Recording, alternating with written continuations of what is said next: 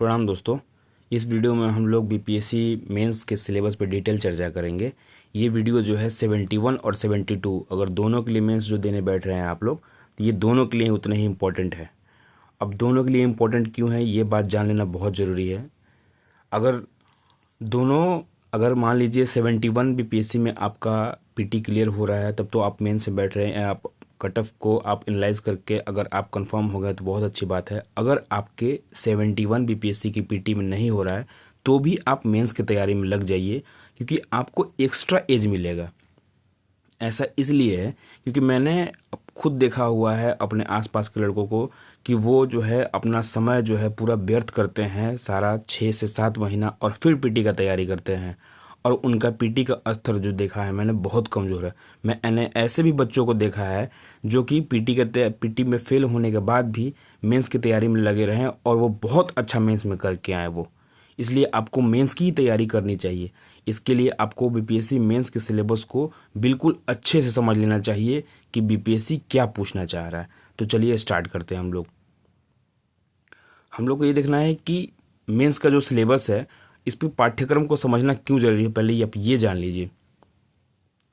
एक तो दोस्तों ये है कि कोचिंग जो है वो अंधे दौड़ लगा रहे हैं ये। अब ये जो ओरिजिनल बीपीएससी सिलेबस पूछा गया है अपने ऑफिशियल साइट पे पीडीएफ में दिया हुआ है, अगर ये वो ना पढ़ा के कोचिंग में क्या पढ़ाना है ये उस पर ध्यान दे रहे हैं, अपना ये सिलेबस ख़त्म कराते हैं, ना कि बीपीएससी जो पूछ रहा है वो ख़त्म कराते हैं। इसलिए आपको क्या ज़रूरी है, बीपीएससी को समझना ज़रूरी है कि बीपीएससी हमसे क्या डिमांड कर रहा है। इस बार 70 बीपीएससी जो मेंस हुआ था उसके क्वेश्चन देख के मेंस के सबके हालत ख़राब हो गए थे, और ख़ास करके पेपर 2 के जो क्वेश्चन थे वो कोचिंग के पसीने छूट गए थे देख के कि ये क्या पूछ दिया। इस तरह के क्वेश्चन वो कभी नहीं पढ़ाते। और इस बात से अब बिल्कुल सजग हो जाइए कि 71 का जो मेंस पूछेगा वो 71 के पीटी जैसा ही होगा। इसलिए आपको 72 के लिए बहुत ही अच्छे से मेंस की तैयारी करनी पड़ेगी। और इसमें देखिए बाउंड्री, एक जो सिलेबस है ना, सिलेबस हमारे लिए बाउंड्री का काम करता है। हम अपने आप को एक बाउंड्री, एक दायरे में नहीं बांधेंगे तो हम कितना दूर दौड़ेंगे, है ना। इसलिए आपको एक बाउंड्री में खुद को बांधना जरूरी है कि हमें क्या पढ़ना है और क्या नहीं पढ़ना है, इसकी जानकारी होना बहुत ज़रूरी है आपको। इसलिए आप अपने आप को ना कोचिंग जो पढ़ा रहे हैं ना उससे भागना बंद कीजिए, खुद से एनालिसिस कीजिए ना, क्या पूछ रहा है क्या नहीं पूछ रहा है, हमें क्या पढ़ना है क्या नहीं पढ़ रहा है। अगर स्वयं का विश्लेषण करेंगे ना आप, तो मेरा विश्वास मानिए आप लोग कि आपके अंदर ना एक रिसर्च क्वालिटी डेवलप हो जाएगा। आप किसी भी टॉपिक पे रिसर्च कर सकते हैं, किसी भी टॉपिक का विश्लेषण करके उस पर खुद का अपना राय सेट कर सकते हैं आप लोग, किसी के बहकावे में आप लोग नहीं आएंगे। इसलिए आपको खुद से समझना ज़रूरी है। तो चलिए हम लोग सिलेबस को स्टार्ट करते देखते हैं।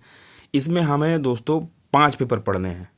5 पेपर के हमारे एग्ज़ाम होंगे। ये 2 और +3 के हिसाब से समझिए आप लोग। 2 क्या है, 2 है इसमें आपका एक सामान्य हिंदी का पेपर होगा और एक वैकल्पिक विषय का पेपर होगा। सामान्य हिंदी जो है वो 100 अंक का होगा और वैकल्पिक विषय जो है वो भी 100 अंक का होगा। इसके जो अंक होते हैं ना दोस्तों वो जुड़ते नहीं हैं। आपके जो मेरिट बनेंगे मेंस के उसमें ये अंक इसके नहीं जुड़ेंगे, ठीक है। अब जो अंक जुड़ेंगे उस पर हम लोग आते हैं। तो देखिए एक GS1 के नाम से पेपर होता है। अभी हम लोग डिटेल नीचे चर्चा करेंगे, पहले आप छोटा छोटा समझ लीजिए इस पर क्या है ये GS1। और फिर उसके बाद है आपका एक GS2, ठीक है। उसके बाद आपका एक निबंध का पेपर। GS1 जो होगा वो भी 300 नंबर का होगा, ठीक है।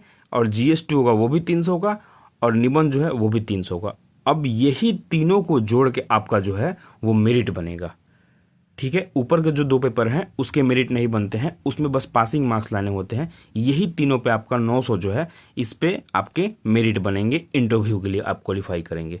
तो चलिए हम लोग GS1 का जो सिलेबस है वो देख लेते हैं डिटेल कि बीपीएससी ने इसमें क्या लिखा है। GS1 जो होगा मैंने ऊपर बता दिया आपको 300 अंक का होगा।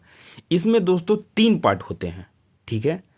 1 2 3। तीसरा जो पहला जो पार्ट है वो होता है आधुनिक भारत का इतिहास और भारतीय इतिहास। दूसरा जो है राष्ट्रीय और अंतर्राष्ट्रीय महत्व का वर्तमान घटना, इसको हम लोग करेंट के नाम से जानते हैं। और तीसरा जो है सांख्यिकी विश्लेषण, जो कि DI के नाम से फेमस है हम लोग के बीच में, ठीक है। देखिए, इस सिलेबस में मैंने कोई भी मिलावट नहीं किया है। बीपीएससी ने जैसे जैसे लिखा है मैंने वैसे वैसे आपको लिख के बताया है, और वैसे ही मैं एक्सप्लेन करूंगा, हमें वैसे ही समझना है, ना कि उसमें मिलावट करके। क्योंकि बीपीएससी ने अगर सिलेबस दिया है तो किसी मकसद से दिया है, उसको हमें समझना बहुत ज़रूरी है। तो चलिए समझते हैं एक एक करके पार्ट को। पहले पार्ट में देखिए हमें क्या क्या देखना है। पहले पार्ट में पूछा है कि इस प्रश्न पत्र में आधुनिक भारत के इतिहास और भारतीय संस्कृति के अंतर्गत 19वीं शताब्दी के मध्य से लेकर देश के इतिहास की रूपरेखा के साथ साथ गांधी, टैगोर और नेहरू संबंधित प्रश्न मिलोगे। अब देखिए इसमें क्या है, आधुनिक भारत से संबंधित प्रश्न होंगे, पहला इसमें पॉइंट है। दूसरा जो है भारतीय संस्कृति के इसमें जो होंगे वो होंगे क्वेश्चंस।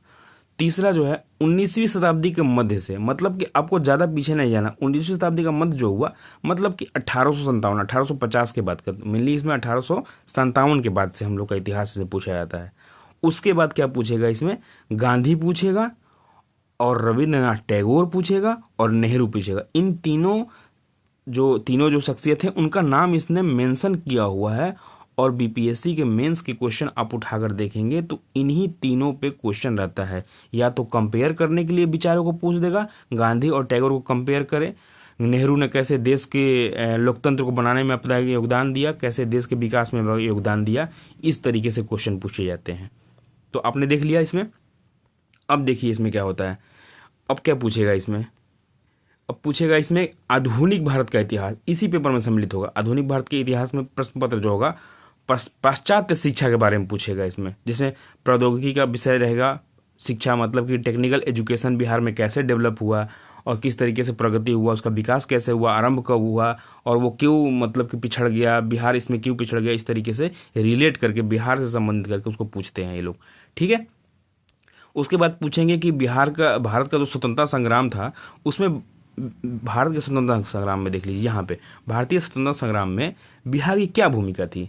तो हर तरीका से पूछेंगे, जैसे कि सपोज कर लीजिए कि असहयोग आंदोलन में पूछ सकते हैं कि क्या भूमिका थी। उसके बाद पूछ सकते हैं कि सविनय अवज्ञा आंदोलन में क्या भूमिका थी, भारत छोड़ो आंदोलन में क्या भूमिका थी, महिलाओं की क्या भूमिका थी। उसके बाद पूछे स्वदेशी में क्या हमारी भूमिका थी। उसके बाद क्रांतिकारी आंदोलन में बिहार की क्या भूमिका थी। इस तरीके से क्वेश्चन पूछे जाते हैं, ठीक है। उसके बाद देखते हैं इसमें क्या पूछता है। और संथाल विद्रोह, देखिए नाम लिखा हुआ है यहाँ पे, आप ध्यान से देखिए, इसको नाम लिखा हुआ है। अब ये नहीं लिखा हुआ जनजातीय विद्रोह, संथाल विद्रोह लिखा हुआ है। तो संथाल विद्रोह आपको बहुत अच्छे से करना है, क्वेश्चन डायरेक्ट पूछे जाते हैं इससे। उसके बाद लिखा है कि 1857, ये भी नाम मेंशन किया हुआ है।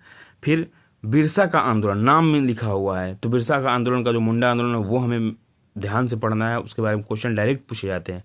चंपारण सत्याग्रह, देखिए नाम मेंशन किया हुआ है यहाँ पे। इस बार 70 बीपीएससी पे चंपारण सत्याग्रह से भी क्वेश्चन आया हुआ था। तो हर बार चंपारण पे क्वेश्चन एक न एक बनते ही हैं। इसलिए अब लोग सोचते हैं कि कहाँ से कैसे क्वेश्चन बन रहा है, कहाँ से क्वेश्चन आ रहा है। आपको ना सिलेबस पता नहीं है, इसलिए आप कंफ्यूज हैं। देखिए ना नाम मेंशन किया हुआ है, इसलिए इससे क्वेश्चन हमेशा उठ के आते हैं। इसलिए दूसरों के बहकावे में नहीं आना है कि कोचिंग क्या पढ़ा रहे हैं क्या नहीं पढ़ा रहे हैं। सपोज कर लिए पूरा जनजातीय विद्रोह को पढ़ा दिया, कोई संथाल पढ़ाया नहीं है। संथाल इतना इंपॉर्टेंट है कि डायरेक्टली क्वेश्चन आता है इससे। उसके बाद 1942 का जो भारत छोड़ो आंदोलन है उससे प्रश्न पूछे जाएंगे, तो इसमें ये ध्यान देना है हमको। फिर ऊपर जो कला के बारे में हम लोग बात की है, कला से संबंधित क्या प्रश्न होगा, तो कला से संबंधित जो प्रश्न पूछे जाएंगे तो इसमें मौर्य कला से संबंधित प्रश्न। मौर्य कला देखिए नाम लिखा हुआ है, पाल कला ये भी नाम लिखा हुआ है, पटना कलम, ये तीन कलाएं जो है ना इन्हीं को घुमा फिरा के जो है पूछते रहते हैं कि ये कैसे है, कैसे विकास हुआ इसका, कैसे अवसान हुआ, किसमें क्या अंतर है, क्यों फेमस है पटना कलम, क्यों इसका पटना कलम का अवसान हो गया, इस तरीके से पूछते हैं, ठीक है। उसके बाद देखिए डीआई का जो पूछेगा, ठीक है। डीआई में इसमें पूछेगा आपका 4 तरीके से डीआई को पूछता है। एक तो पाई चार्ट पूछेगा, एक बार ग्राफ पूछेगा, एक लाइन ग्राफ पूछेगा, एक डाटा टेबल पूछेगा, ठीक है। उसके बाद चलते हैं हमारा जो करंट का जो टॉपिक था, यहाँ पे देखिए हम लोगों ने क्या क्या देख लिया। हिस्ट्री का भी पूरा देख लिया हमने, डीआई का देख लिया, अब हम लोग करंट देख रहे हैं, ठीक है। तो हम लोग करंट पे चलते हैं। करंट में जो राष्ट्रीय और अंतर्राष्ट्रीय जो घटनाएं होती हैं, मतलब सपोज कर लीजिए 4-5 महीने में जो भी इम्पोर्टेंट घटनाएं होंगी, जो भी अच्छे मुद्दे में रही होंगी, तो वो पूछेंगे उस पर, ठीक है। वो पॉलिटिकल हो सकता है, इकोनॉमिकल हो सकता है, इंटरनेशनल रिलेशन संबंधित हो सकता है, तो कुछ भी हो सकता है, ठीक है। तो वो पूछे जाएंगे हम लोग। तो पेपर 1 हम लोगों ने अच्छे से देख लिया, आपको समझ में आ गया। अब हम लोग GS 2 के बारे में देखते हैं। सॉरी, GS 1 हम लोगों ने देख लिया, अब GS 2 के बारे में देखते हैं। तो देखिए GS 2 जो होगा वो भी 300 नंबर का होगा जैसे GS 1 हुआ था, ठीक है। अब इसमें भी 3 सेगमेंट होंगे। पहला सेगमेंट जो होगा भारतीय राज्य व्यवस्था, दूसरा सेगमेंट जो होगा उसमें अर्थव्यवस्था और भूगोल दोनों रहता है, और तीसरा जो सेगमेंट होगा उसमें पूछे जाएंगे साइंस एंड टेक्नोलॉजी, ठीक है। और साइंस एंड टेक्नोलॉजी जो होता है वो यूज पूछे जाता है कि साइंस एंड टेक्नोलॉजी का टेक्निकल बहुत सारा डेप्थ में घुस कर उसका नहीं पूछता है, वो पूछता है कि विज्ञान और प्रौद्योगिकी का कहाँ पे क्या इस्तेमाल होने वाला है, जैसे कि बिहार में, भारत में प्रॉब्लम को कैसे सोल्यूशन किया जाएगा उस विज्ञान प्रौद्योगिकी के आधार पर, इस तरीके से। तो चलिए हम लोग नीचे देखेंगे इसको डिटेल।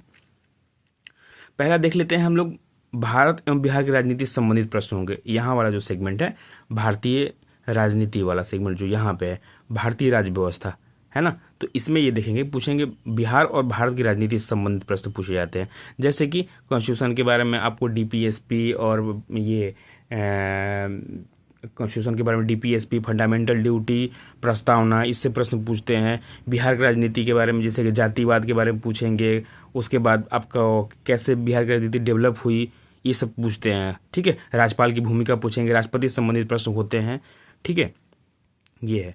उसके बाद अगला जो सेगमेंट होगा, दूसरा नंबर सेगमेंट हमारा, उसमें पूछते हैं ये लोग भारत की राज्य व्यवस्था से संबंधित प्रश्न पूछते हैं, ठीक है। उसके बाद जैसे कि ये भारत की योजना के बारे में क्वेश्चन पूछते हैं ये लोग, भौतिक, आर्थिक और सामाजिक भूगोल के बारे में क्वेश्चन पूछते हैं। इस बार हमारा जैसे कि 70 BPSC में प्रश्न पूछे गए थे, दक्कन प्लेटू के बारे में पूछे गए, दक्कन प्लेटू कैसे बना था, इसका निर्माण कैसे हुआ था और यहाँ पे कौन कौन से संसाधन पाए जाते हैं। तो अगर आप पीछे के 2 साल के अगर UPSC के पेपर देखेंगे तो सेम क्वेश्चन UPSC के क्वेश्चन पूछे गए थे जो यहाँ पे रिपीट हुए थे, ठीक है। तो मैं आगे आपको बताऊंगा कि कैसे UPSC के पेपर को भी हम एनालाइज करके BPSC के लिए तैयार कर सकते हैं, बस थोड़ा सा PYQ, ज़्यादा नहीं। अब देखते हैं कि साइंस एंड टेक्नोलॉजी में ये लोग क्या पूछते हैं। साइंस एंड टेक्नोलॉजी में आप जाकर देखेंगे तो उसके महत्व के बारे में पूछते हैं कि इसका क्या महत्व है। जैसे सपोज कर लीजिए अभी बहुत ज़्यादा आर्टिफिशियल इंटेलिजेंस चल रहा है, तो आर्टिफिशियल इंटेलिजेंस का बताएंगे, पूछेंगे क्या महत्व है और इसके क्या क्या नुकसान है।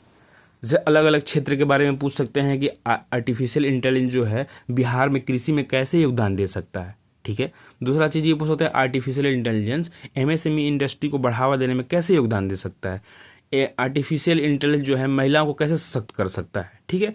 उसके बाद इसके चैलेंजेस ही पूछेंगे आपसे, तो दोनों से संबंधित कुछ भी हो सकता है। और उसके बाद जैसे कि मान लीजिए कि रोबोटिक्स चल रहा है तो रोबोटिक्स के बारे में पूछ सकते हैं, बायोटेक्नोलॉजी चल रहा है उसके बारे में पूछ सकते हैं, नैनो टेक्नोलॉजी चल रहा है उसके बारे में पूछ सकते हैं। उसके डिफरेंट एरिया में जैसे कृषि में हो गया और उसके बाद बाढ़ नियंत्रण में हो गया, कैसे, जैसे कि मान लीजिए कि ड्रोन का बाढ़ नियंत्रण में क्या योगदान है। सपोज कर लीजिए आपसे पूछ दिया कि साइंस एंड टेक्नोलॉजी का बाढ़ नियंत्रण में कहाँ कहाँ क्या क्या योगदान है, तो बहुत सारे साइंस एंड टेक्नोलॉजी के टर्म हैं, जैसे बायोटेक्नोलॉजी, नैनो टेक्नोलॉजी, रोबोटिक्स हो गया, है ना, और आर्टिफिशियल इंटेलिजेंस हो गया, GPS हो गया। इन सब चीज़ों का इस्तेमाल करके बाढ़ में आप कैसे कंट्रोल करेंगे, तो आपको इसे बताना होगा।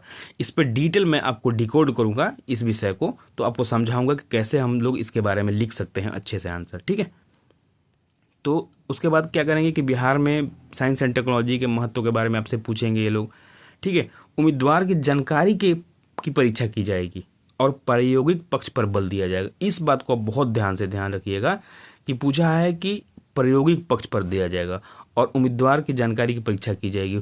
उसमें बहुत सारे फैक्ट नहीं भरने हैं, हम लोग को उसमें दिखाना है कि कैसे यूज़ किया जाएगा, उसके यूजेस बताने हैं ज़्यादा। क्या वो टेक्नोलॉजी जैसे बायोटेक्नोलॉजी क्या है ये नहीं बताना है, बायोटेक्नोलॉजी कैसे यूज किया जाएगा वो बताना है, ठीक है। अब आते हैं हम लोग निबंध पे। निबंध का जो पेपर होगा वो भी 300 नंबर का होगा, ठीक है।